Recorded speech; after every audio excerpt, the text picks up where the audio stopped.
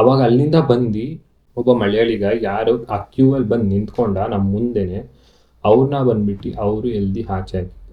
ಏನಕ್ಕಪ್ಪ ಅಂದರೆ ಅವ್ರು ಎಲ್ದಿ ಆಚೆ ಹಾಕಿದ್ಮೇಲೆ ಏನು ಹೇಳಿದ್ರಂದ್ರೆ ಅವ್ರಿಗೆ, ನೀನು ಹಿಂದೆ ನಿಂತಿರೋ ಇಷ್ಟು ಜನ ನಿನ್ನ ಕಣ್ಣು ಕಾಣಿಸ್ತಿಲ್ವಾ, ಅವ್ರು ಅಷ್ಟು ಕಷ್ಟಪಟ್ಟು ಅವಾಗಿಂದ ಬರ್ತಾವ್ರೆ, ನೀನು ನೋಡಿದ್ರೆ ಸಡನ್ನಾಗಿ ಬಂದು ಇಲ್ಲಿ ತೋರ್ಬಿಟ್ರೆ, ಈ ಮಧ್ಯದಲ್ಲಿ ನುಗ್ಗಿದ್ರೆ ಹಿಂದೆ ಇರೋರೆಲ್ಲ ಏನು ಅನ್ಕೊಬಾರ್ದು, ಪಾಪ ಅವರು ತುಂಬ ಕಷ್ಟದಿಂದ ನಡ್ಕೊಂಡು ಬರ್ತಾರೆ, ನೀನು ಹೋಗು ಹಿಂದೆಯಿಂದ ಬಾ, ದರ್ಶನ ಮಾಡ್ಕೊ, ಆರಾಮಾಗಿ ಹೋಗು, ಈ ಥರ ಎಲ್ಲ ನೂಕಾಡ್ಕೊಂಡು ತಳ್ಳಾಡ್ಕೊಂಡು ಸೆಂಟ್ರಲ್ ನುಕ್ಕೊಂಡೆಲ್ಲ ಬರಬೇಡ.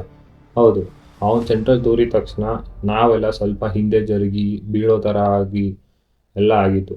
ದಟ್ಸ್ ವೈ ನಾನು ಹೇಳೋದೇನೆಂದರೆ, ಕೊಟ್ಟಿಯೂರು ಹೋಗಿ, ಆದರೆ ತುಂಬ ರಶ್ ಇರುತ್ತೆ, ಸೀರಿಯಸ್ ಆಗಿ ತುಂಬ ರಶ್ ಇರುತ್ತೆ, ಕ್ಯೂ ಅಲ್ಲಿ ನೂಕಾಟ ತಳ್ಳಾಟ ಎಲ್ಲ ಇರುತ್ತೆ.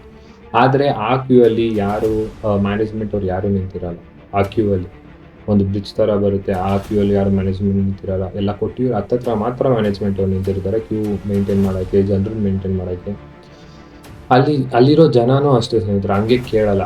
ಅಲ್ಲಿ ಬರೀ ಕರ್ನಾಟಕದವ್ರು ಬಂದಿರೋರು ಮಾತ್ರ ಅವರು ಕೇರ್ಲೆಸ್ ಆಗಿ ಮಾಡ್ತಾರೆ, ಅಗ್ರೆಸಿವ್ ಆಗಿ ನಡ್ಕೊತಾರೆ ಕರ್ನಾಟಕ ಜನ ಮುಂದೆ. ಹೌದು, ನಾನು ತುಂಬ ವೀಡಿಯೋಸ್ ನೋಡಿದ್ದೀನಿ, ನಡ್ಕೊಂಡಿರ್ಬೋದು.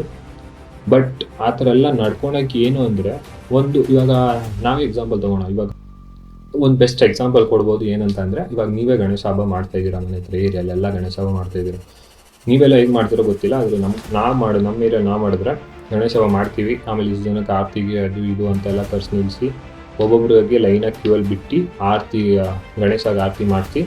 ಅದಾದಮೇಲೆ ಒಬ್ಬೊಬ್ಬರನ್ನೇ ಲೈನಾಗಿ ಬಿಡ್ತಾ ಇರ್ತೀವಿ. ಆದರೆ ಇಲ್ಲೇನಾಗುತ್ತೆ ಅಂದರೆ, ನಾವು ಅಲ್ಲಿ ನಿನ್ನೆ ನಿಂತಿರ್ತೀವಿ ಗಣೇಶ ಮುಂದೆ, ಒಬ್ಬೊಬ್ಬರನ್ನೇ ಬಿಟ್ಟು ಆರತಿ ತೆಗೆಸಿ ಅಲ್ಲಿ ಆರತಿನ ಸೈಡಲ್ಲಿ ಇಟ್ಟು ಅಂತ ಒಬ್ಬೊಬ್ಬರನ್ನೇ ಲೈನಾಗಿ ಬಿಡ್ತೀವಿ. ಅದನ್ನು ಕ್ಲೀನಾಗಿ ಪೂಜೆ ಮಾಡ್ಕೊಂಡು ಎಲ್ಲ ಮಾಡಲಿ ಅಂತ ನಾವು ಬಿಡ್ತೀವಿ.